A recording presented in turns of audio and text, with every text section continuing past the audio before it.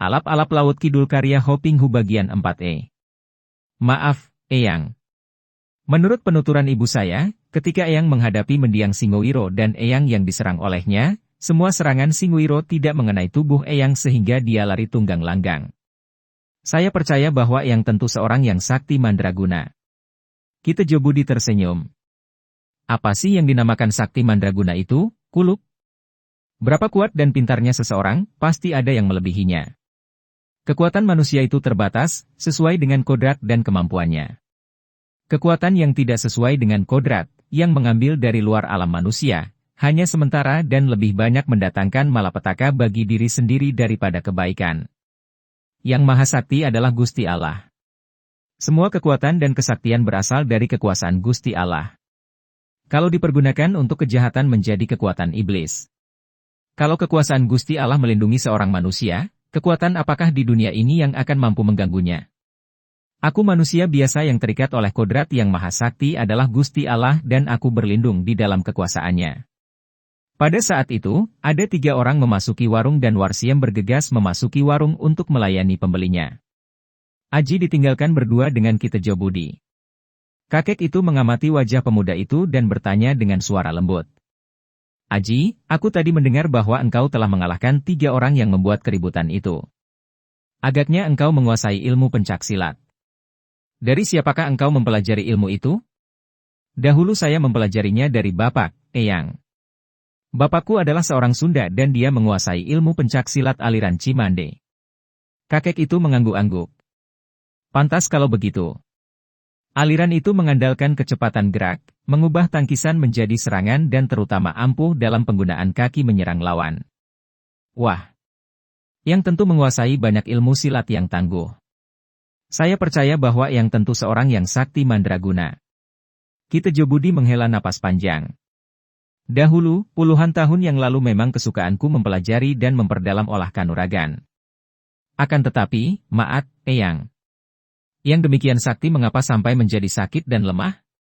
Bagaimana bisa begitu, Eyang? Kitejobudi tertawa. Kenapa tidak begitu, Aji?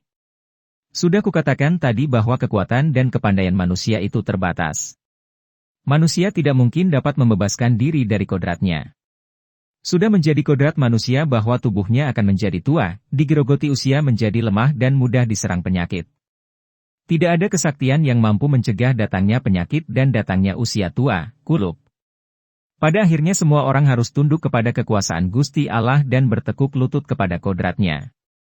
Seberapa sih kepandaian manusia? Menghitung rambut jenggotnya sendiri pun tidak mampu. Seberapa kekuatannya? Menghentikan detak jantungnya sendiri pun tidak dapat. Jasmani yang berasal dari tanah akan kembali ke tanah juga, kotor dan lemah. Kalau aku menjadi lemah dan sakit, apa anehnya itu? Aji teringat akan ucapan mendiang ayahnya dulu yang menyatakan bahwa betapa tinggi pun tingkat jiwa seseorang, kalau dia masih hidup di dunia ini, dia tidak akan terbebas daripada usia tua, penyakit, dan kematian. Kakek ini sakti mandraguna, akan tetapi sikapnya demikian rendah hati. Dia menjadi semakin kagum dan entah kekuasaan apa yang mendorongnya. Tiba-tiba saja dia turun dari bangkunya dan menjatuhkan diri berlutut dan menyembah kepada Kitejobudi. Eyang, saya mohon sudilah kiranya Eyang menerima saya sebagai murid Eyang dan mengajarkan ilmu-ilmu Eyang kepada saya agar saya dapat menjadi seorang manusia yang berguna. Kitejobudi tersenyum dan menghampiri Aji, menepuk-nepuk pundaknya.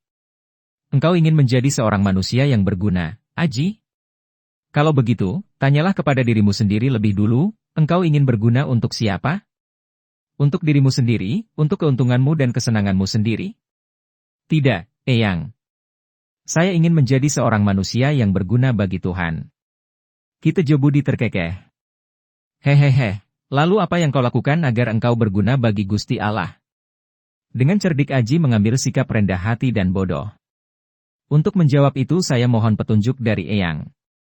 Aji, Gusti Allah itu Maha Ada, Maha Punya, dan Maha Cukup. Gusti Allah tidak pernah kekurangan, tidak pernah membutuhkan, apa yang dapat kau haturkan kepadanya? Jadilah manusia yang berguna bagi keluargamu, lalu berkembang menjadi berguna bagi semua orang, bagi bangsamu dan negaramu. Yang terakhir, menjadi berguna bagi manusia dan dunia.